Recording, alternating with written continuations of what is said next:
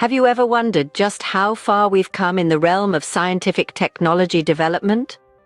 The past couple of years have been nothing short of a whirlwind, with advancements that have not only pushed the boundaries of what we thought was possible, but also raised some important questions about the future of our world.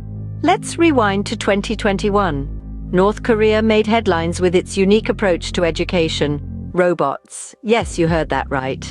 The country introduced toy-like robots in classrooms to aid children in learning basic subjects such as math, music, and English. This marked a significant step towards incorporating technology into education, a trend that has been gaining momentum worldwide. Fast forward to March of 2022. Russia, amidst its military campaign in Ukraine, advised its academics to refrain from attending international scientific conferences for the year.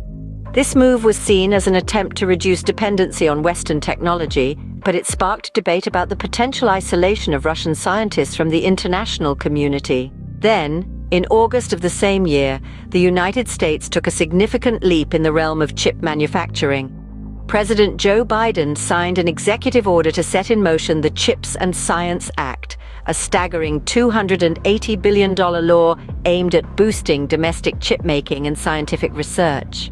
This was in response to concerns about the concentration of the semiconductor industry and the US falling behind in federal investment in manufacturing and research. But what does all this mean? Well, for starters, it's clear that the race for technological superiority is heating up. Countries are investing heavily in scientific research and technology, each striving to outdo the other. At the same time, the role of technology in our daily lives is expanding. From education to manufacturing, technology is becoming an integral part of how we learn, work, and live. But it's not all smooth sailing. The increasing isolation of countries due to political tensions can potentially hamper global collaboration in scientific research. This could slow down the pace of technological advancement and limit the sharing of knowledge. In summary, the past couple of years have seen significant strides in the field of scientific technology.